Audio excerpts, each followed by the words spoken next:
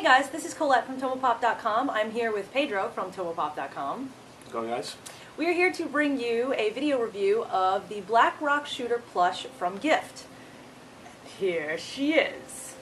This is a pretty nice plush, and honestly one of the things that I noticed about it right off the bat, I'm sure Pedro will probably agree, is that a lot of plushes of this type have got kind of like a cheap feel with like a big flat head and like the hair is kind of like, you know, cut out of a piece of felt, and I've always kind of been turned off to that type of plush.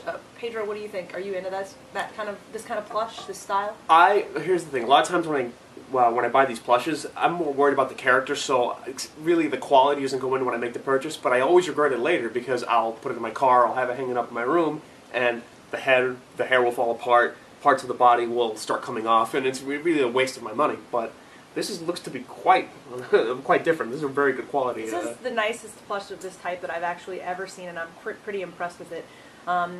Rather than have that plain, the head is kind of a little flat, as you can see from the front and side view. However, it's got a little bit more body to it than most do of this type. Like, you can actually squeeze it, and there's a whole bunch of posability with the figure too. So you've got like posable pigtails, which I think is awesome. Yeah, if you want her to be like mid-flight, you have movable arms, movable legs. Everything is jointed. The gun is just plain plush, and it's kind of soft. It's a little floppy, but... Yeah, it's floppy. You can't really do a whole lot of stuff with it. Like, you could do something really cool if you wanted, where you'd hang her like this and it would look like she's kind of in action, you know? But other than that, like, I mean, it's definitely cool. I like that about it. One thing about the plushes, too, is that a lot of these are going to be put up in display, and most people just have them normally, but I like that they're encouraging people to kind of move her around a little bit. Like, that's not something you see often, and you've been seeing this a little more often with a lot of the Vocaloid gift plushes that they came out last year. There were several at when I went to Comic-Con in Japan. They were releasing the first set of Hatsune Miku ones, and they sold out instantly, and now I can see why, because this is definitely she has a very solid feel to her too. She's not like, I mean, yeah, she's got the plush part of her, especially the head. It's nice and solid. This is not very badly constructed, but like when you grab the body, like, it really feels like this is not going to fall apart. This will take any sort of posing that you can do. I mean, you can have her sitting down, or like Colette said, have her posed up with her pigtail. I really like the pigtails too. Like, they're good. Yeah. Now, you may have noticed, and I don't know if you can tell on camera or not, but all the clothing is real. So you have like a real vinyl coat.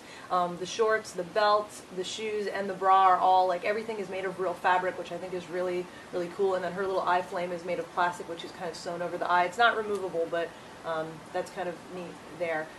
As far as pricing goes on this piece, normally when you go to a con and you see a plush of this type, I would say they retail for between like $15 and $20.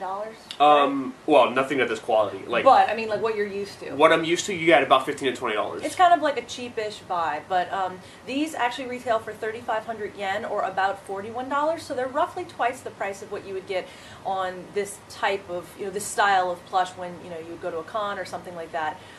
But I mean, my personal opinion, and Pedro, I don't know if you would agree, is that it's worth it for this particular piece. If you're a fan of the character, it's worth it to pay the extra, $20 to get something that won't fall apart and that may have a longer life than, say something cheaper that you would buy at a con, but kind of, doesn't have the same quality level. Oh, absolutely. I mean, if you're going to be putting your money into anything, like I always say, quality over quantity. Yeah, you can buy two of the plushes at the same part, but they're going to last not even quarters long. Like, this is something that's going to last you for a while and will take some amount of punishment.